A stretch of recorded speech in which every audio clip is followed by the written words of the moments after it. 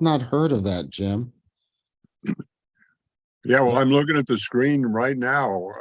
It's behind the desktop's behind the Zoom screen, and there's a sleep mode. Say voice access, wake up, and or press the mic button to activate voice. And I can't get rid of it.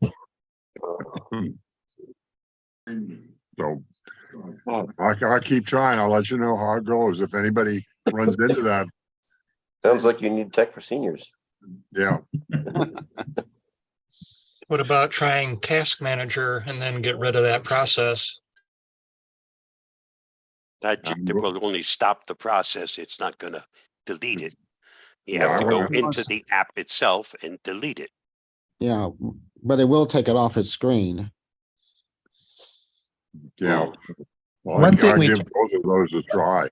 It takes up a tremendous amount of screen space and just doesn't go away. I've not heard of that. One Yeah. caveat for Revo, though, it uses the programs uninstalled, but 90-some% leave trash behind. So you have to use the scan button to find all the registry entries, select them, delete them, confirm, delete. And also after that, it looks for files left behind on your storage device. And you got to do the same thing there. So if you haven't used it, take your time learning. Okay. Tim, as far as stuff left behind on an app, when you uninstall an app, it takes the entire thing out. It's not like a program that installs things all over the place. I concur, but a lot of the voice stuff tends not to be always apps. A lot of times it's programs that add the features, and those are the ones that you gotta do the house cleaning on. Well, in this case, he said it was an app that he installed from the App Store. Therefore, you remove it. So I see some new people in the audience. If just let everyone know that we are just sitting having a talk before the show starts at top of the hour. If you are new here and you want to say hello, please raise your hand. We're always keen to find out how you found out about us and welcome you. So if you are here and you if you're new, please acknowledge that. On our Thursday show, we talked a lot about AI last Thursday, and of course, we talked about Chat GPT, and of course, the announcement that it's going to be incorporated into Bing. Now, Bing, of course, is the Microsoft product, that's the search engine. Now, as we talked about on Thursday, if you decide to do that and you go to Bing and you sign up, the first thing that happens is they want you to sign up and go on a wait list because it's not actually available. And you go on a wait list, but as Bob pointed out on Thursday, it's sort of a one-way trap that you go down, because part of the wait list is the next thing that Microsoft wants is for you to accept all the Microsoft default settings. And if you click that, bad things are going to happen. And you may find all your settings have changed. And Bob tried to go back on that and undo all those settings. And it's sort of not an easy thing to do, eh, Bob? No, it's not easy, and it takes quite a bit of time to go back. Right. And I can tell you that I still don't have access to that portion of it. Still says you're on the waiting list. Yeah, okay. So eventually, be careful. Yeah, eventually I'll wind up getting it, but until then, sorry, I don't change everything for somebody in order to get access to. I can already do somewhere else. So just be careful with that one, because I know there are Right. a lot of people that are going over and signing up, but you just don't want to hit that extra button where it changes all the default settings.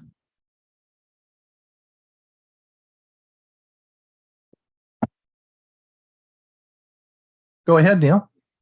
Okay, I have a question. I got my Fitbit more than 6 months ago, but I'm having trouble wearing it 24/7 because it irritates my arm. Am I the only one that has that? It irritates your arm. Now you're talking about wearing it at night? Yeah, which it says to do so it can record my sleep. That's right. What irritates? Is it the skin irritation, or why would it be irritating you? It's got to do with all the way around, and I think it's with the band. The band. You can get different bands for it. It My is, Neil, just let me say that it is important that you wear it at night, because most smartwatches do most of the monitoring at night. Okay. And so if you're not wearing the watch at night, you're not getting any of the big value of that watch. Is it the Fitbit Sense or the Sense 2, or which one do you have? It's a Sense.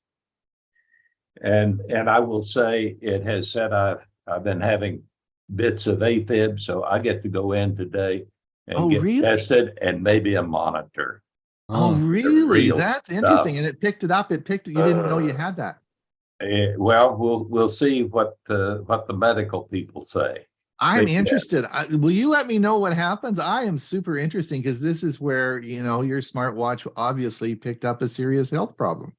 Well, I'm assuming so.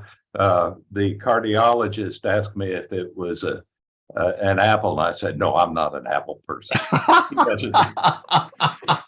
Good for you. But you can get different watch bands. And if it's sort of the one that comes with it is sort of a neoprene band, but there are many different bands that you can get. So have a look on probably Amazon's the best place to look for them. Try a I have cloth. I have a cloth one, Google. Bill. You what, Bill? I said, try a cloth one. Mhm. And they do have them. Yes. Okay, that would probably help. Yeah, I have a Google Watch. I have the same issue, and I swapped watch bands, and I still have the same problem. I got a cloth one, and then it also had the plastic closure, because all the others had metal ones, and I can't get along with metal. So mine is cloth and a plastic, the part that locks in, that's plastic. So I have no metal anymore, and I have no issues anymore. Be sure to check the length before you order it. Right. George, go ahead. How's Victoria? What's happening down there? I don't think it's raining. It was cold and sunny. Yeah, I'm waiting for the class action on that watch band strap. I suffer the same thing, and I think 90% of the people who get the Fitbit suffer the same thing. It's this sweating under the band, and it's outrageous that they haven't fixed that. What I did was I wrapped a shoelace around the band, and I pushed it through the holes in the band, and I made another hole in the band so I could push each end in. And yeah, basically that's my solution for that. And now I don't get that, but I have to wash that damned shoelace every once in a while, right? So yeah, I'm really amazed that there hasn't been more complaints about that, and that they haven't done something. And it's a very specialized insert into the watch, so you can't just go out and buy a regular watch. It's not the pins, so I would think that for that reason alone, I wouldn't buy a Fitbit again. But George, some people are allergic to the neoprene and vinyl bands. That's kind of a common occurrence. Not necessarily the sensor is causing it. It's probably the material. Oh, it's not the sensor, it's the band. It's the plastic in the band. Right. But George, the reason that of course they chose neoprene was because of course people wear it swimming and with a lot of activity, and neoprene of course is used for swimming and all sorts of activities. So that's part of the reason they chose neoprene. But there are people like us that are seniors who may not, that's not an issue. So they need to have alternate bands so that it's a leather band or something that doesn't sweat, right? Yeah, I think it's a big failing. The other big failing on the watch in the Fitbit is you have to have the watch horizontal when you rotate your wrist in order for for the display to come on. If you have your hand vertical like this, right, it never comes on. Right. I mean, there's so many failings in the Fitbit, in my view, that it's a really poorly engineered device. You can change it so it's always on by changing the face. Yeah, but that's not the solution, is it? It's being able to sense any rotation. I mean, I think it's pretty poor. Anyway, back to my pebbles.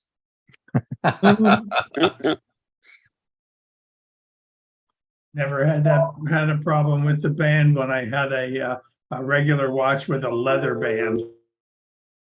Yeah, I don't know. I'll have to look on Amazon and see. I'm sure that some smart person has got an aftermarket band that you can wear and change. They're out there. There are lots of them, all different types. Took me a long time to get used to wearing a watch at night after 50 years of taking my watch off at bedtime.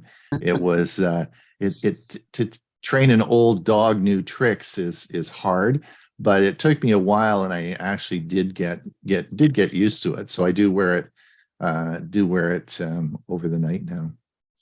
My main problem is remembering to make sure it's charged before I go to bed. Well, I do mine in the morning when I go and I have my shower and spend half an hour, doing whatever I do.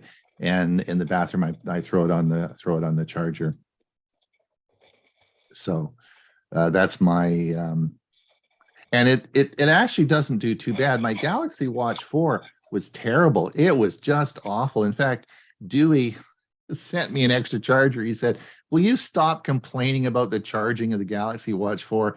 And he sent me another charger so I could put it on when I was down in my office here. And but it was just really a slow charging problem. But the new ones are all fast charges now, so you shouldn't have that problem because they should charge. They really will charge at a faster pace. I think mine charges in about 45 minutes. It's a 4. Oh, you had 4? Yeah. Oh, you've got the Galaxy Watch 4? Mm-hmm. In 45 minutes. Mine took 2 hours, really. So oh no, it's never taken that long.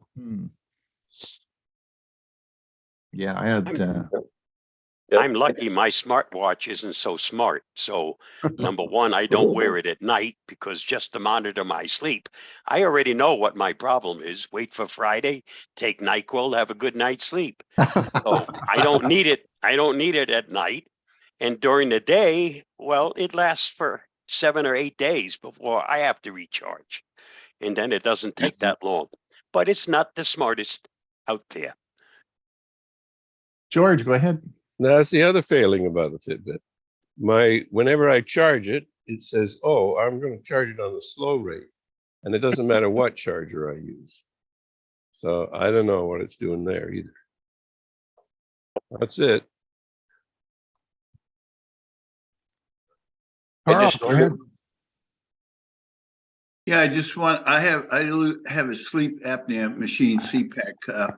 And what I found, I just started taking this a few weeks ago, is take melatonin, 5 milligrams.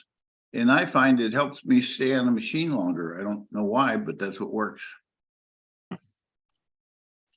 Okay, thanks for the information. I just threw into the chat how to go into the control panel. Look for ease of access, speech recognition, advanced speech options, and see if run speech recognition at startup is enabled. And you can disable it there, but you cannot uninstall it.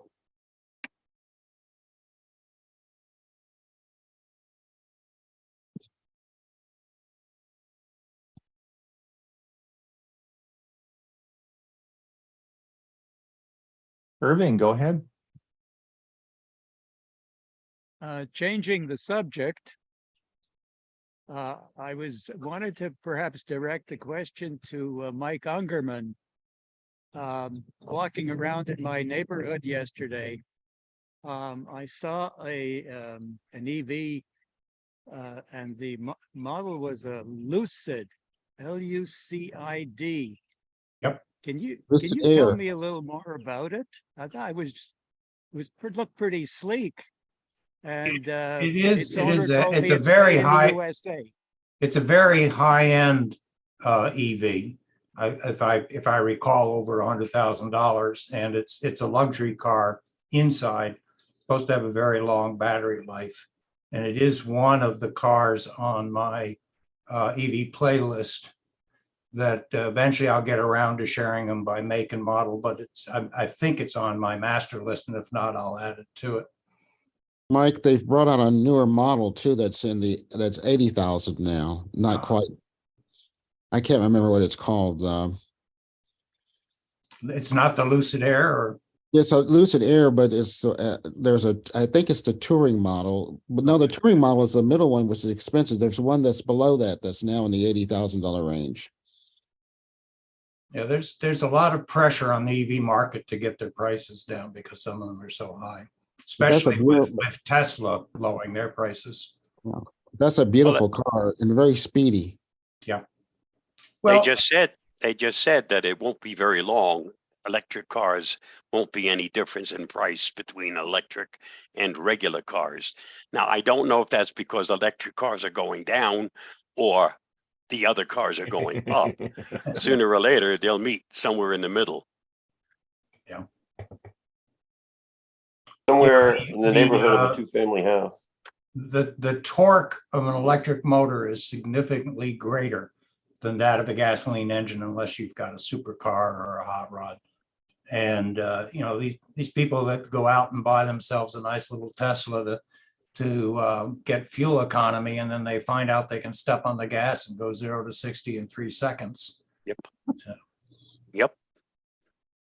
I want a rechargeable hybrid that will get me 100 miles on the battery and still be hybrid to get me another 400 or 500 miles. They're getting there. The one that you see in my background is a Kia Niro plug-in hybrid, and I get 26 miles of pure battery. But even the latest Kia Niro plug-in hybrid is up to close to 50 now. They keep improving the efficiency. I went down your rabbit hole the other day at all the EVs and so forth. It took me a couple hours to kind of get back out, Mike. There's more out there than you think. A lot more. At all price. We have 2 minutes left. Does anyone have a 2-minute comment? Hewitt, you've been awful quiet today. I am. Yep. Are you all talked out or what? Yes, and in the next couple of weeks, it's going to be busy. I'm going to be talking a lot, so I'm just saving it up. Okay. No, I found the discussions interesting, but nothing I could add. You're just happy you're not MC today. You're just sitting back enjoying it, right? Yeah, man. I took the weekend off. I gave Drew my show on Sunday, and today I'm just. All right. Well, let's get the show going here. It's 1 minute before, but we'll start a little bit earlier. What the heck, right? All right, let's mute all. We will share my screen.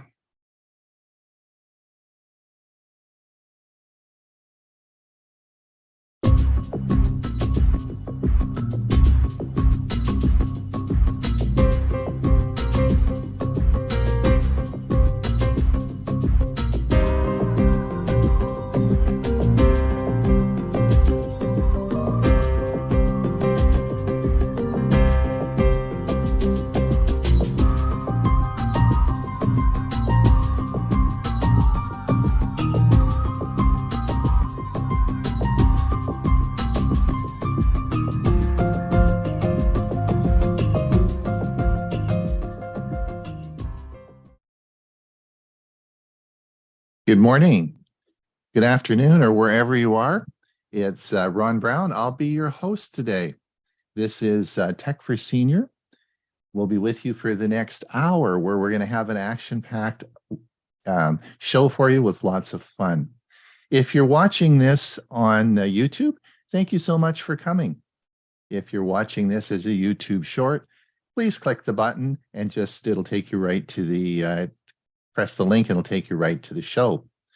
In today's show, we're going to be talking a lot about passwords and password management. The show today will not be specifically about passwords and the advantages and disadvantages, but more people who are using them, the experts and what they use for password management. We'll talk a little bit about that because you're probably having some anxiety centered around, of course, the LastPass hacks that have occurred over the past year. So we're going to try and sort all that out for you, and that will occur over the next hour. We then have, of course, our question and answer period at the end, and this will be followed by our YouTube premiere event, which, of course, is a special one this week. This is episode 150. Hewie, 150 today. So 50 episodes back, we had our 100th anniversary or our 100th show. Now, you may or may not remember that 100th show, but it was a medley of all the challenges and all the things that we've done over the first 100 episodes. I thought it was very funny. Some people are not with us anymore. You'll see that how we started out. You'll see the milestones. Will you learn anything? Will it be informative? No, but you'll have a lot of fun watching us as we stumble our way through the first 100 episodes. So that I've kept that in, and that is going to be our premiere event. And today, as I said, is episode 150, soon to be season 4, eh, Hewie? Yep, we're getting there, and it's we keep finding material to have these shows. People keep watching, and people keep showing up. So here we go. There we go. Now, of course, we not only do we do the Monday show, but we do Tech for Senior Live, which is on Thursday. And this Thursday, we'll be talking about Windows 12. What the heck is Windows 12? We'll talk all about Windows 12 and issues surrounding that. That's the topic. Last week, we talked about ChatGPT and so on and so forth. So we have a lot of fun with our Thursday show, but all the information that you hear and we talk about is in our newsletter, and we have 2 newsletters coming out twice a week. And this week, of course, if you want to find out what's on our Monday show, you'll have a look in our Saturday newsletter. But also, we have in our Saturday newsletter, we have a YouTube channel that I feature each week. And it's an interesting channel that I've watched or followed for a long time. And the one I put in this week was called The Bearded Butcher. And this is a family who has, of course, I think they're in the Midwestern United States, has a butcher complex. And families have owned that for years and generations. And they make their own spices and tell you all the different cuts of beef and how to cut them and how to cook them. And it's really an interesting channel. So if you are interested in cooking or you're interested in finding the best cuts of meat, that is a great channel for you to use. We also had a very successful donation. Our fundraising in January was great, and we want to thank all those people who donated. And particularly in the past week, I want to thank the Glenora Seniors Computer Club. I want to thank Mead Stewart, Richard Clarkson, Greg, and we also had some anonymous donations as well. So if I don't mention your name, it's not that we don't want to, it's just you didn't put your name in when you made the donation. So we want to thank everybody again for all the support that you've given us. We have enough money now for our budget, but if you still want, I'll put in the link in the chat. If you missed out the donation, then we'd sure appreciate it. We just got, as I said earlier in the show, we had a big bill this week as our MailChimp decided now that they want us to pay for the services we use, which is fine. I budgeted that in, but this is a bit of a change. So anyway, we're excited to get on with the show today. Hewie, you had a busy week? I did, and the things just I've been playing with a lot of AI stuff, and I keep finding more and more websites that have AI things. And you know what? Most of them aren't free, but they do give you some free access and some ways to play with it. But most of the AI is not very cheap. It's between $10 and $20 a month. Right. Bob, you sent me a great picture this morning. You did it by AI. I think I'm going to put it in our Tuesday newsletter. Okay. Yeah. I just thought it was fun. It was one of the ones that Hewie had sent on his list, and I tried it, and this is what the results were. So Yeah, very it interesting. generated an interesting picture, and I thought it turned out pretty good. It was a senior in front of a computer, but it was an original by Bob. I didn't know you were a drawer. No, well, sometimes I Yeah. surprise myself. Yeah, his intelligence is artificial. Whoa. Ray, now, did you want to comment on that? No comment, Ray? Oh, No no, comments? not about somebody else's intelligence. I can only comment about my own. All right. So how'd your week go? Are you getting rid of all that mess down in Phoenix with all the Super Bowl and the waste management and all that sort of stuff? I'm glad I don't live down in Phoenix. Although actually I did drive near Phoenix yesterday. I've had this tradition. When my grandson was 10 years old, we watched our first Super Bowl together, and now he's 37, and we have not missed a Super Bowl. And yesterday was no exception. I drove to where he lives in East Mesa, and we had a good time watching the game with the rest of the family. Right. Good.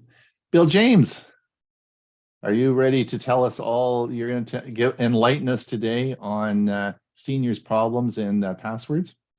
I suppose so. I think I'm becoming a jack of all trades, the master of none. I fell heir to a really high-end MacBook Pro, which really? Yes, I'm using it right now. So, you're the Windows guy, though. You can't do Mac. I have Windows Chromebooks, and now I have a Mac. So, okay, man of many talents. Been fun. I mean, it's a wonderful machine. I have to admit. All right, and and speaking of a man of many talents, he's sitting there smiling in Florida. I always look at Mike when he's smiling because he's making gasoline for his car there. The rays are coming down, the electrons are flowing in, and he doesn't have to buy gasoline for his car, right, Mike? Yeah, I had to put my Kia Nero plug-in hybrid on my background today because it's a sunny day. It's that nice orange plug that's plugged into the side. It's taking the electrons right off the roof and charging. There you go. There you go. All right. Well, we look forward. I want to get going on the show today because I'm sure that it's going to be a long show because we have a lot of good suggestions and so on and so forth. So I think, Bob, do you want to get going with your security update and get going a bit early? You mean I didn't have to cut you off and let you know that it's time to it's the next one you got to cut me off. All right. Whoops. And I guess I better figure out what I'm sharing. Hey, that's the picture you did. That's not what I meant to share. Okay.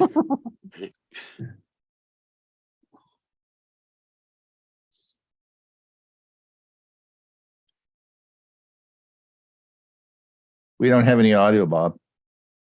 How come? Hold on. Got to get something out of the way so I can close this up and do it the right way. Stop share. Advanced.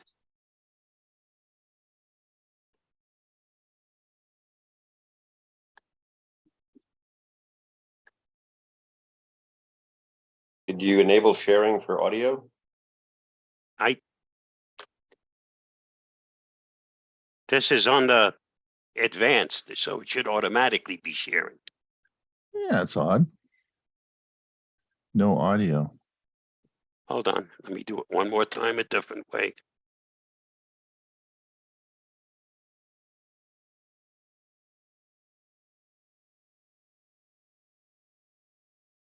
See, folks, we have problems too. No, we don't have problems. We just have annoyances.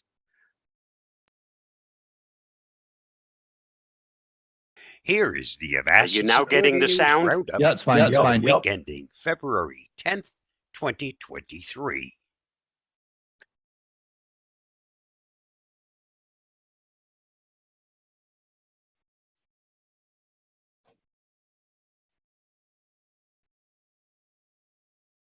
But no video. All I Bob, it see is a stopped playing. folder. It stopped playing. What I was? see Windows Explorer. It stopped playing, Bob. As Judy Toulour would say, complete with all our dirty laundry.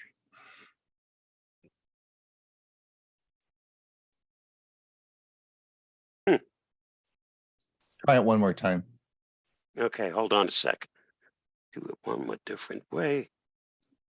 It worked. We got audio. It just it stopped.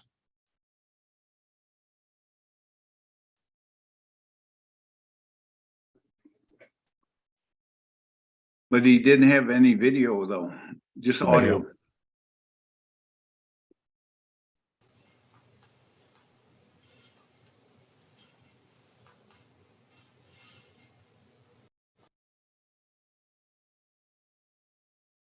Here is the Avast Security News Roundup for the week ending February 10th, 2023.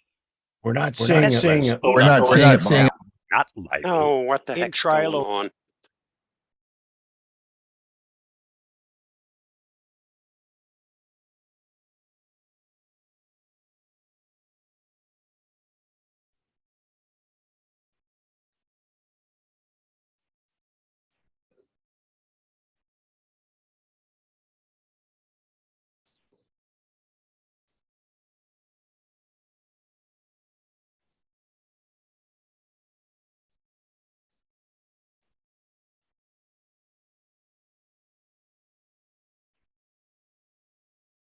There you go.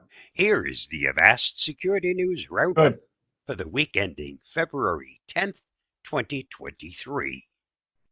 Tesla's Elon Musk found not liable in trial over 2018 funding secured tweets. A U.S. jury on Friday found Tesla's Elon Musk and his company were not liable for misleading investors when Musk tweeted in 2018 that he had funding secured to take the electric car company private. Plaintiffs had complained billions in damages, and the decision also had been seen as important for Musk himself, who often takes to Twitter to air his views. The jury came back with a unanimous verdict roughly 2 hours after beginning deliberations. Since the original accusations made such big headlines, I thought it only fair that the final verdict not be forgotten. Read more at Reuters. ChatGPT is used by criminals to write better phishing emails. One of the shortcomings of phishing, even today, is that many phishing emails include spelling and grammar mistakes. While the overall quality of phishing emails has gone up significantly over time, many emails still have indicators that help computer users detect legitimate from illegitimate emails. Phishing continues to be a threat, and the rise of ChatGPT and other language models is adding a new tool to the arsenal of cybercriminals. Most internet users need to be aware of that and focus their attention to other aspects of email. While the grammar and spelling may be excellent, there is still the need to get users to open email attachments or click on links or perform other actions. Read the whole story at ghacks.net. San Diego healthcare provider admits breach involving patient data. Sharp Healthcare, a San Diego-based group with 10 healthcare institutions and over 18,000 employees, said certain patient information was compromised in a January breach. The company detected suspicious activity on a server that runs the Sharp.com website on January 12th An unauthorized party gained access to the server for a few hours and was able to get their hands on a file with patients' data. The file contained patients' name, identification numbers, invoice numbers, and payment amounts. Sensitive information like payment cards, social security numbers, contact details, health insurance, and other extreme sensitive information was not compromised.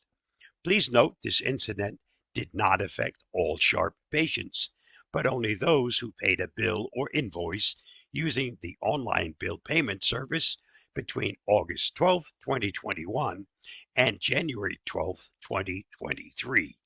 Read more at Cyber News.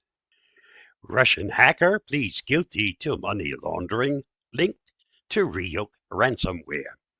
A Russian national on February 7, 2023, pled guilty in the U.S. to money laundering charges and for attempting to conceal the source of funds obtained in connection with Ryuk ransomware attacks. Denis Mihailovich, 30, was arrested in Amsterdam in November 2021 before he was extradited from the Netherlands in August 2022. He's awaiting sentencing on April 11, 2023. Between at least August 2018 and August 2021, Dubnikov and his co-conspirators laundered the proceeds of Ryuk ransomware attacks on individuals and organizations throughout the United States and abroad, the Department of Justice said.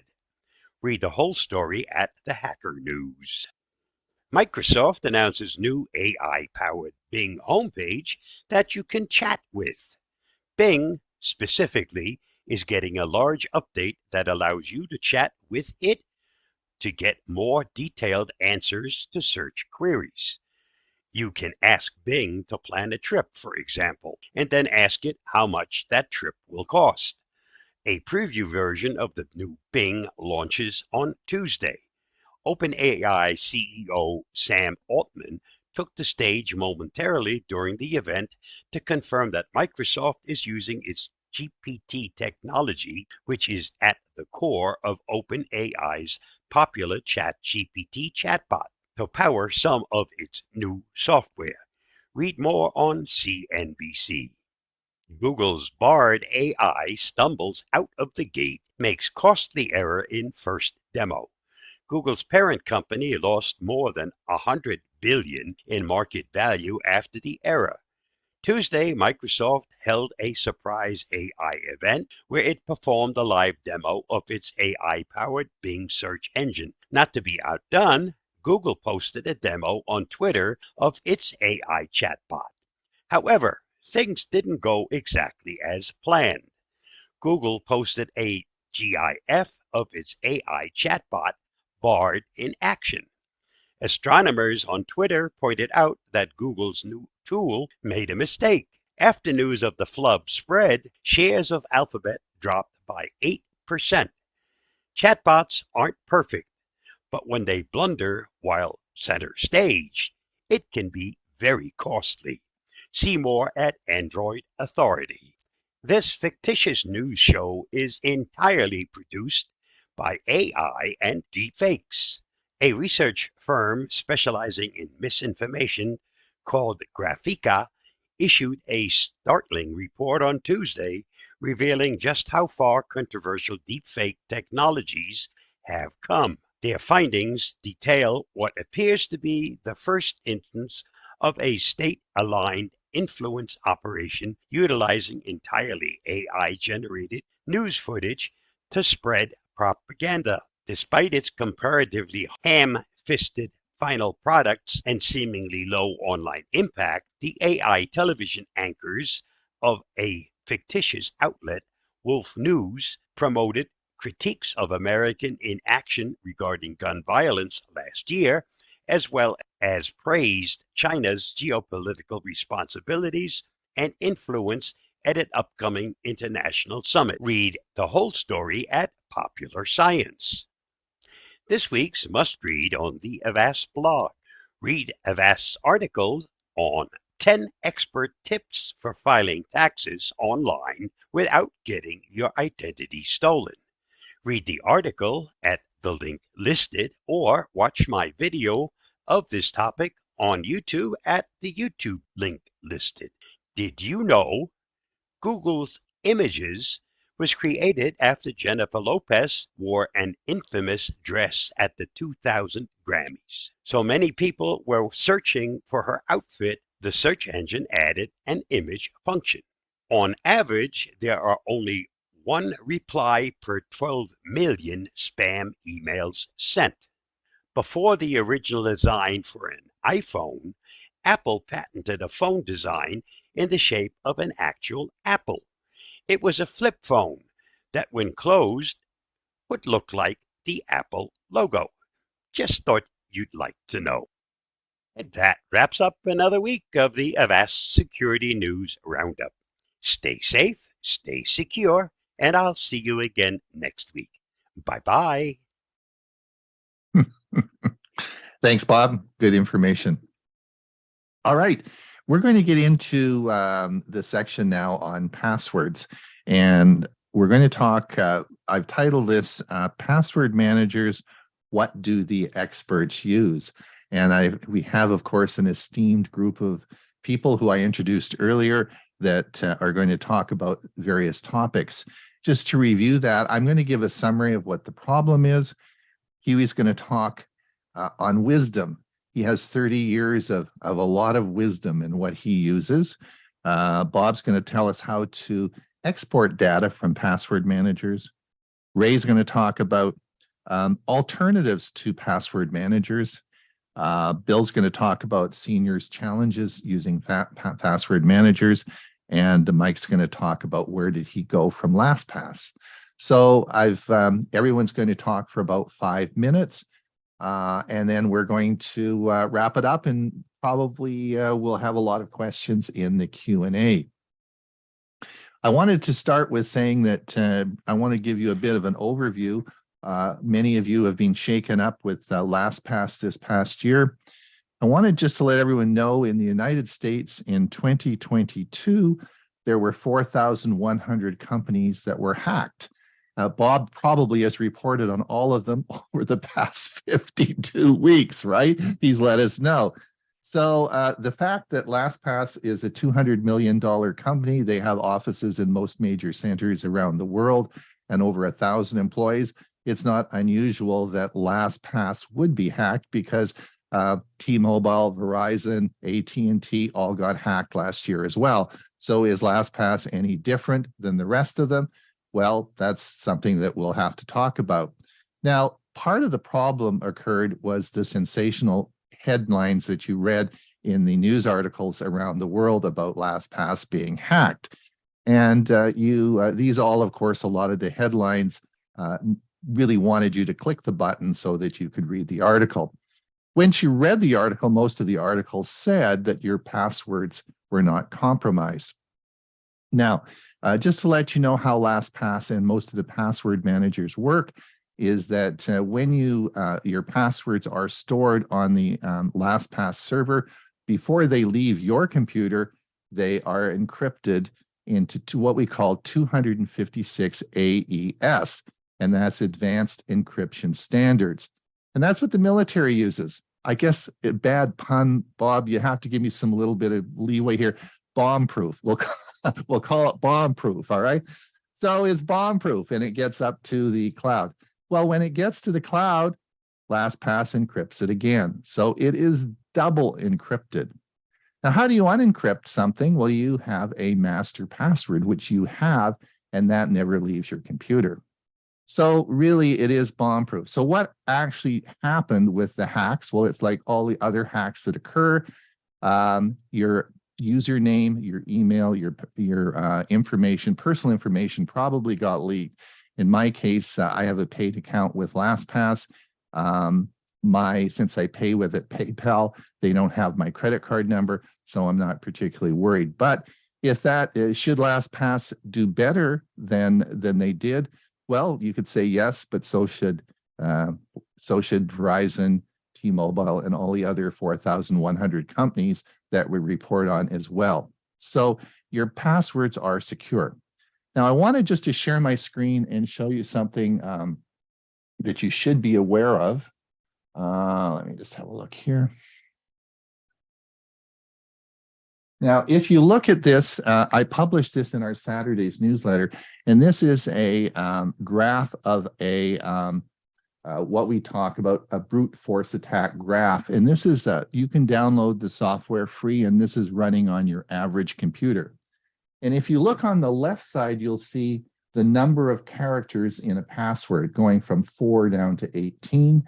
And across the top, you'll see numbers, lowercase, upper and lowercase, random, and then a computer generated upper and lowercase with complex symbols.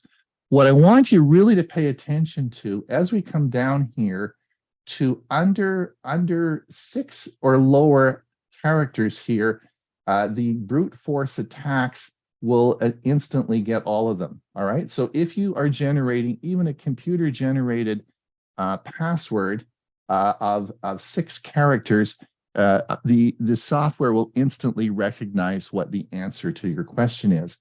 Normally, what we do is we come down and we look at under 8. So 8 is you really want your passwords over 8, because if you add a lowercase letter in there as well, you at 9 characters, you will find that you won't it won't get it right away. And if brute force doesn't get it on the first try, they'll go to someplace easier. So what we often say, you want them nine characters or more.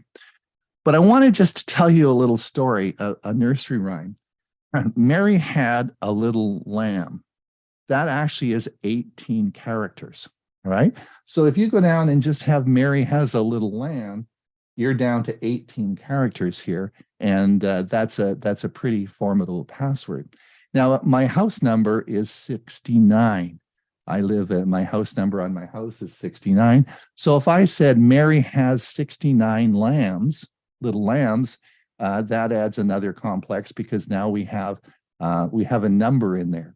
And then if I capitalize Mary and little and lamb, we have a very, very, very strong password that is a rhyme that you'll remember.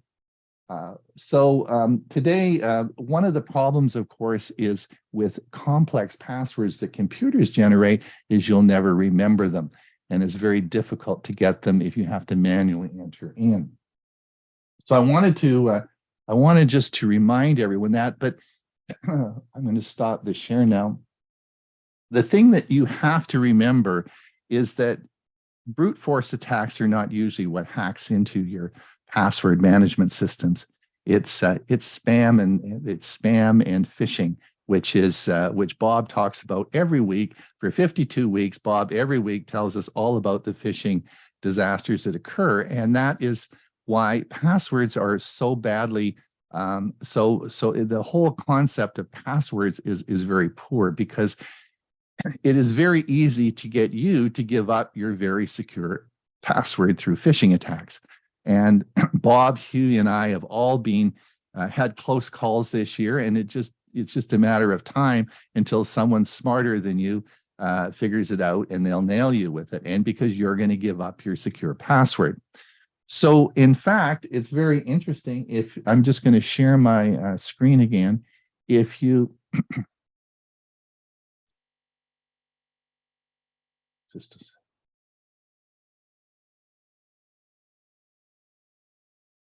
Does that show up passkeys? Is that it? Can you see that, Hewie? Yes. Yeah. This was in the article that was out this morning, and we've talked about this for a while. And the consortium of Apple, Google, and Microsoft are talking about, and it looks as though this year passkeys will be a combined effort of the three. This just was on the news this morning, and will hopefully be able to replace your passwords with some sort of physical key that will be much better than passwords. Passwords are a problem. The last thing I had to say is that I sleep well at night. Not even, I may not be perfect on my passwords, but I wanted to let you know that two-factor authentication is the thing that's going to protect you. If you haven't got two-factor authentication set up, You may get your passwords hacked, but if you have a second level of security with two-factor authentication, you'll be safe. Hewie, have you got some wise words of wisdom to impart on us now? I certainly do. You know, I'm never one for not being able to talk about things. So let me share my screen, and I'll bring this up and full screen up.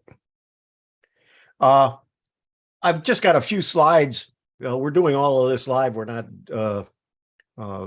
pre-videoing this, but last night I followed Mike Ungerman's suggestion on how to delete LastPass. I added LastPass as a second password manager, and I had quite a bit out there. And his recommendation was to go to LastPass and delete my account, which would delete my complete list of words, and then delete the app on my computer. And I did that last night. And this was the message I got this morning on my email that it has been deleted and it's all gone. And then I had removed it from my computer as well. So I'm glad that's gone. It was due to be renewed in 5 days. So I'm glad I did that anyway, or it would have automatically renewed me for another year. Okay, what I want to talk about is what I use. And I've been using it since I had a Palm device, which makes it before the year 2000. The program I use is called eWallet. Now, before I talk about this, what I would like to mention is many years ago, a very good friend of mine had me work on his computer. When I got to his house, he had no password to log into his Windows computer. And when it started up, it automatically started. He used RoboForm for his password manager.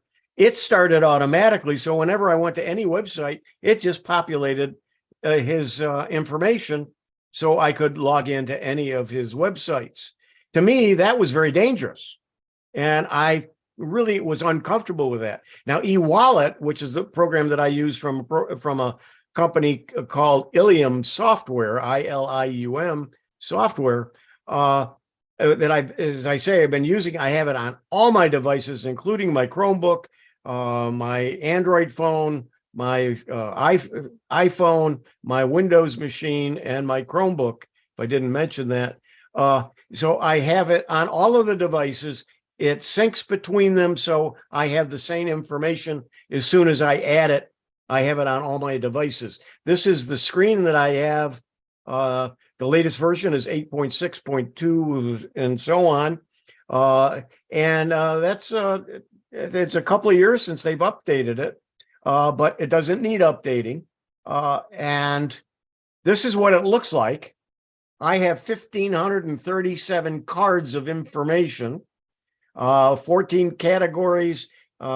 It's a gigabyte, and I'm using version 13. It was created in 2020, but I look back and I have records of it since 2000, but I think I went back a little bit further than that. I just don't have a record of it. But the last time I changed my password was several years ago, and I probably need to do that. It is a long password, and it does use 256 K encryption. This is what it looks like. Now, here's one of my cards. I'm using screenshots so I can block out information, but what it would look like is and it works differently than the password manager you probably use. I have to go into the program and then click on the link or the URL, which is right here. Click on the URL, and that opens up my browser and goes to the website and signs me in. So I can't just go to the website and look for the information. I have to do it the other way around, which is a better protection, I think. This is the information you'll see on the left that for one of my sites, actually it is the Applian, and you can see that I keep a lot of information in that record. And so I made it a little bit larger here so you could read a little bit of it. But what I've done is each time I update and pay the update or upgrade fees, I capture all that information and I do keep it in my password manager. And if I go to a website and it wants me to create a password, I use the password generator. Now they have an advanced one that you're seeing here, and I can use just lowercase, uppercase, any combination of these just by clicking on them. And I frequently use the dictionary, which will take a couple of words and put it up here. And then usually, and I also have numbers, so it puts some numbers in it as well. And then I can generate the password. If I don't like the one, I can click it again. I get several copies of choices. And then once I find one I want, I insert the password and close, and it puts it in my in my record or my card for the wallet. So that's what I use and how I use it.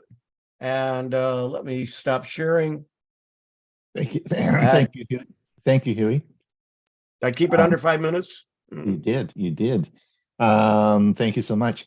Bob, can you tell us, people are obviously wanting to maybe change their password managers. How easy is it to move all those passwords to a different password manager? Each of the password managers has the ability to export the passwords that it currently saves.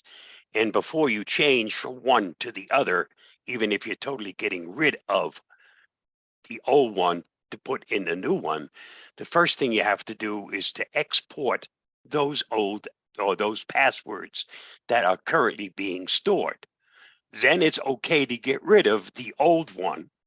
And because you'll be able to import those passwords into your new password manager. In all of the ones that I've been working with, they use the same method. CSV file is created when you export, and they import that same CSV file into the new password manager. So in essence, your new password manager has all the same passwords as your old password manager. Thanks, Bob. Now Okay, I let think me it's share one more thing. Open my screen.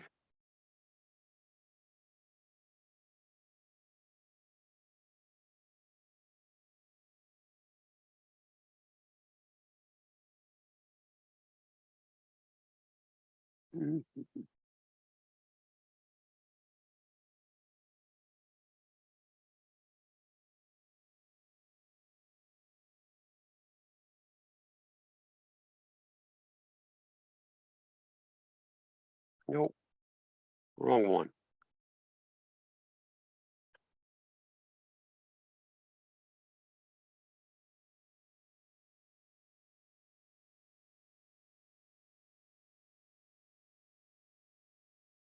Come on.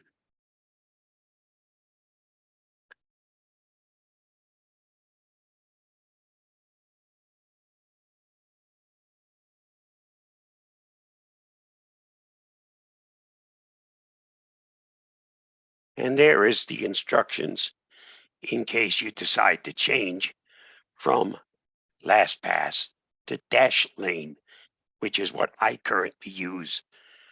I actually use Dashlane and one other one, but the instructions for changing from one to the other are exactly the same. Export your data from LastPass. Yeah, we can only see your icon. Right. okay. Okay. Will you put the link Okay. to that, Bob, in the you'll put it in the maybe put it in the chat. This is an image. Okay. Okay, I'll pass it along with the actual information. Okay, great.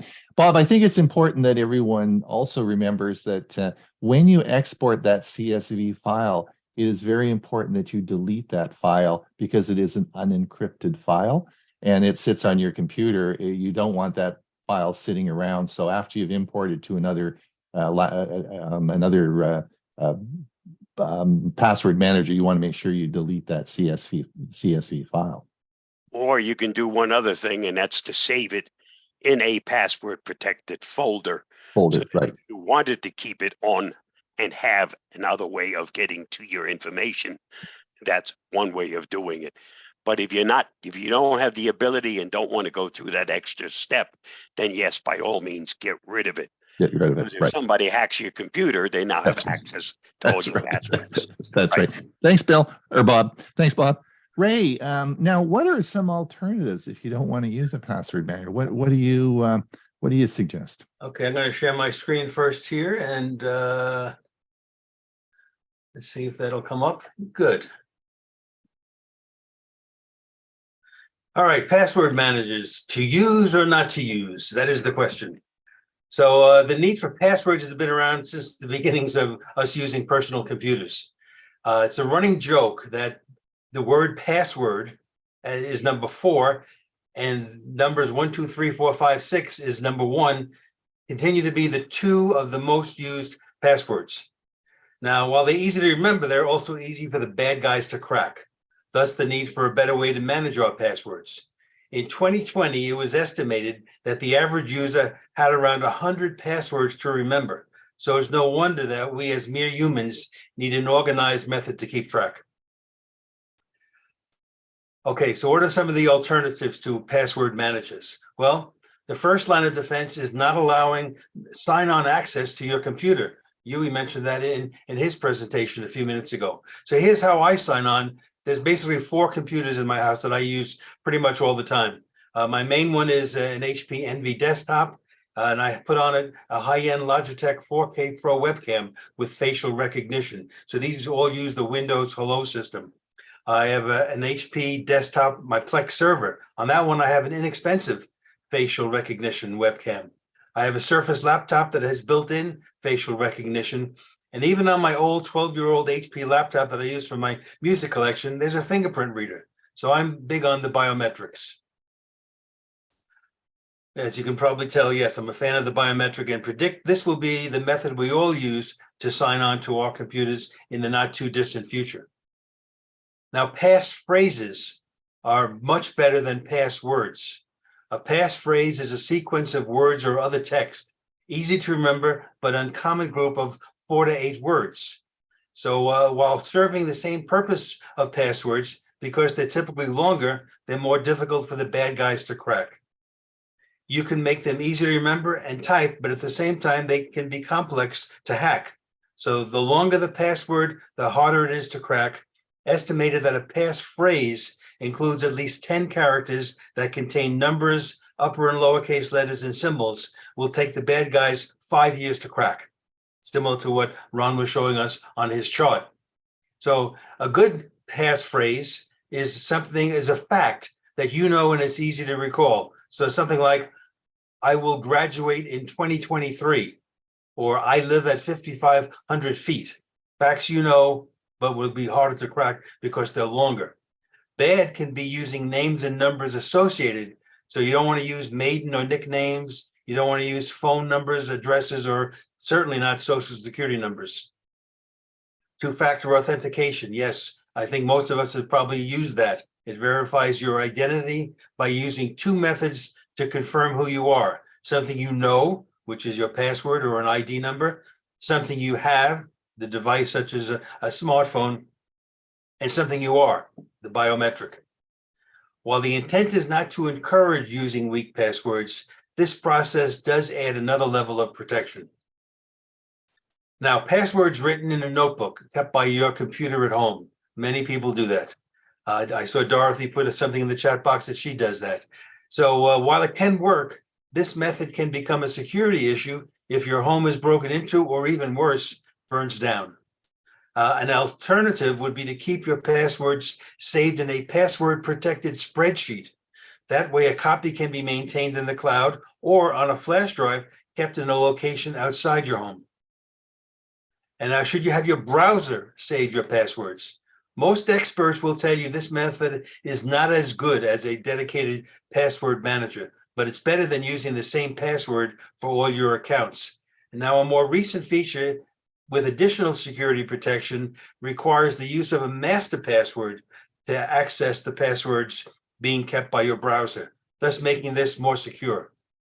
So there's just two kinds of people in the world. Those who are security conscious and will take all the precautions necessary to protect the information that is important to them and their family. Then, of course, the other side of the folks who say that it is estimated that over 5 billion people in the world use the internet and the World Wide Web. So the chances that I'll be hacked are slim to none. And that's it.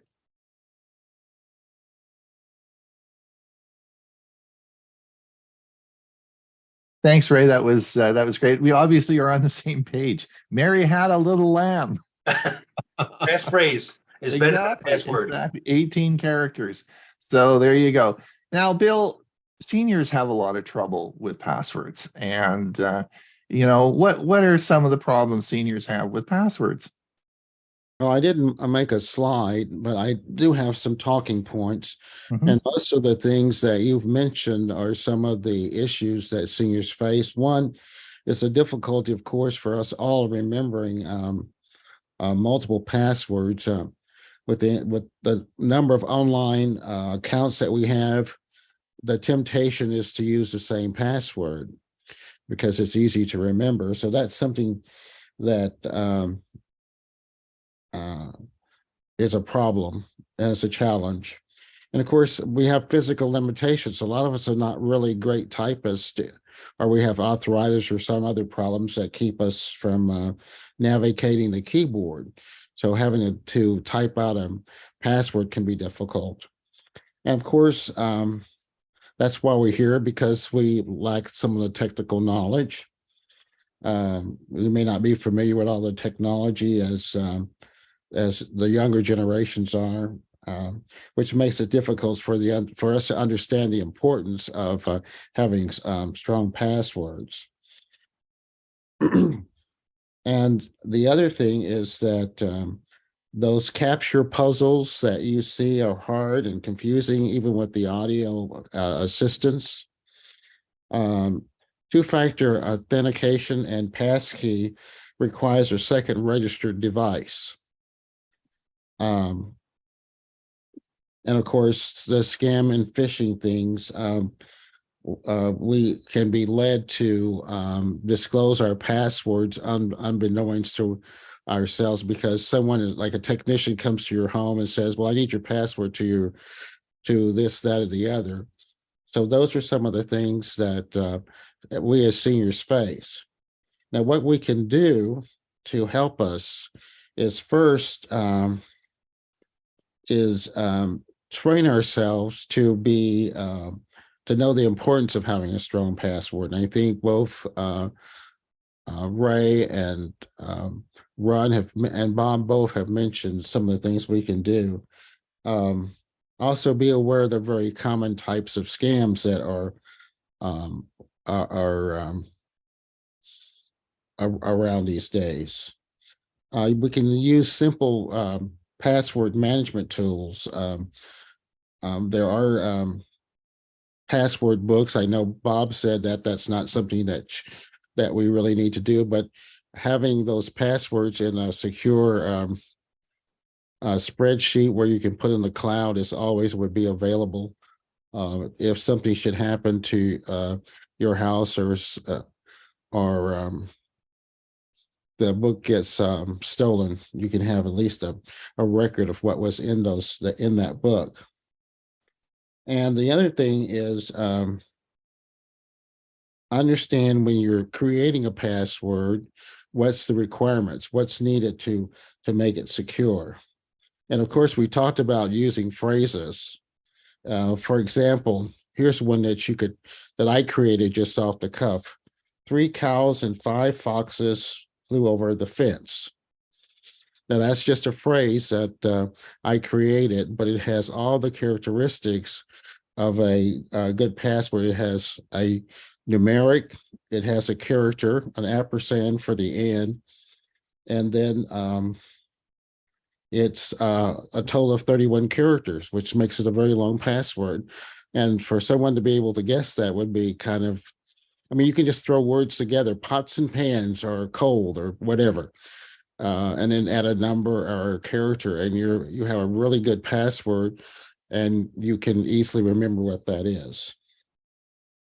Now, the other thing that you have to remember is that on multiple devices that have the same apps, they use the same password. For example, if you have an iPhone and an iPad, those devices share the same apps as well as passwords.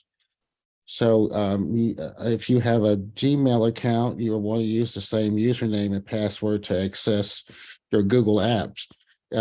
In that way, you simplifies the number of passwords that you need because you're using the same passwords across a suite of services. And if you have a strong password, you should be okay. The other thing is that we mentioned passkeys being developed by Google, Apple, and Microsoft. I've seen a lot of those already. And the thing about it is that you have to have a second device. So if you have two-factor authentication or use a pass key, you're going to have a registered device to access the code that will be sent to you to allow you to get into your service or what are your program, whatever you're using that two-factor authentication. So just be aware that you have to have a smartphone or a tablet or something that you can use to intercede, and an active email address as well.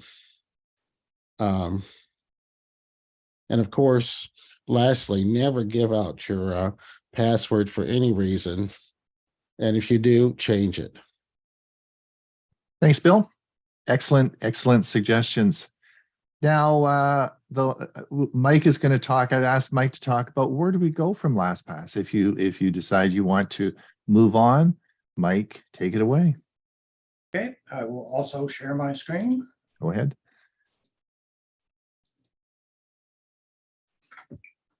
Okay, so as the title says, I switched from LastPass to RoboForm. Very early on, I used browser's password storage capability when it became available, but I was also a beta tester for RoboForm when it first came out in 1999 as a form filler, which was very handy, and then turned into a password manager as well. However, I switched to LastPass back in 2008 or 2009 when its interface with mobile devices, which was really much better than RoboForm's was. I was having a lot of trouble getting my mobile apps to take RoboForm's passwords. When the last fall, when the breach of LastPass made the news, I was probably one of the first to resist any changes because the company said that no master passwords had been compromised, and that implied to me that my vault data was secure.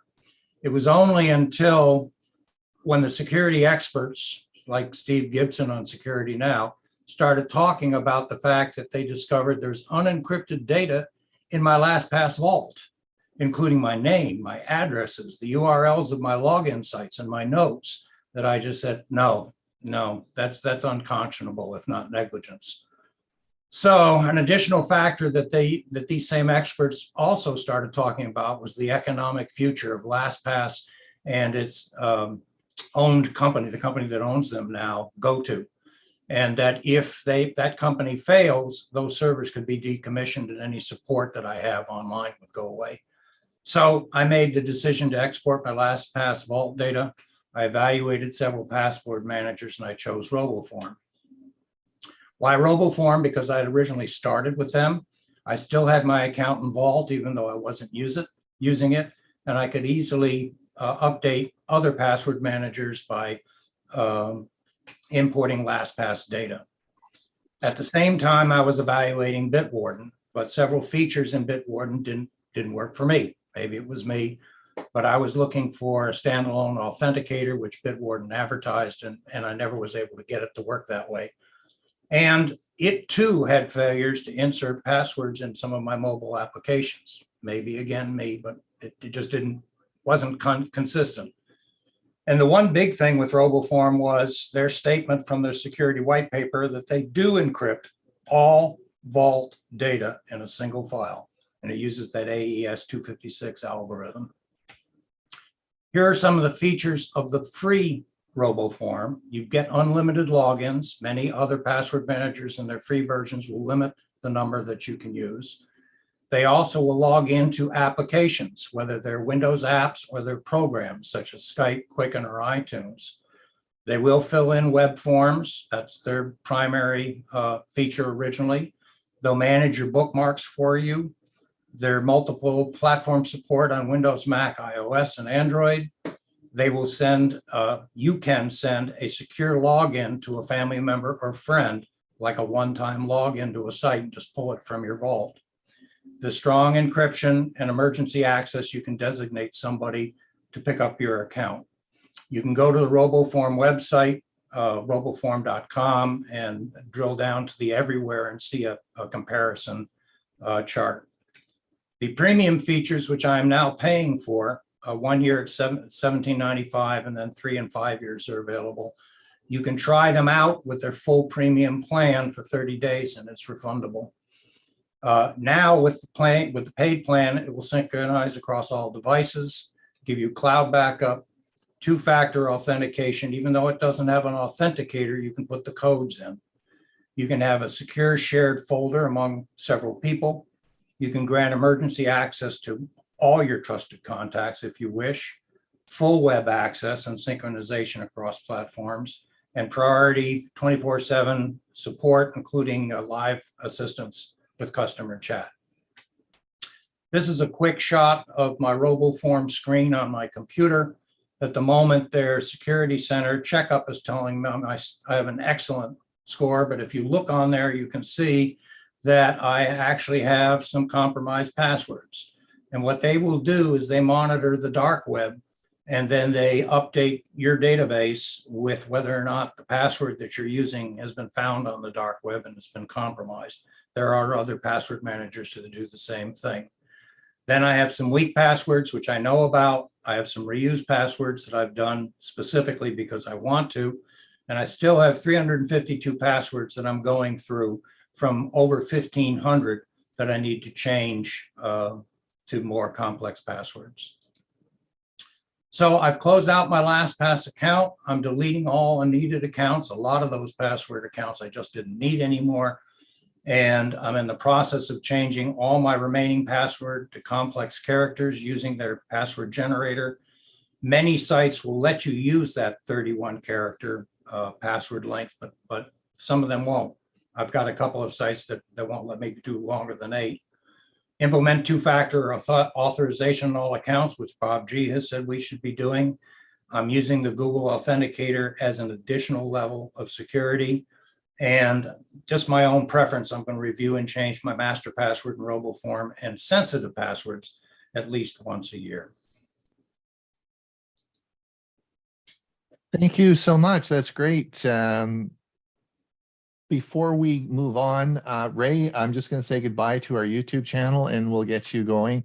For those of you who are over on our YouTube channel, thank you for coming. We'll see you again in another week. If you want to pop over and participate in the Q&A, we'll certainly be happy to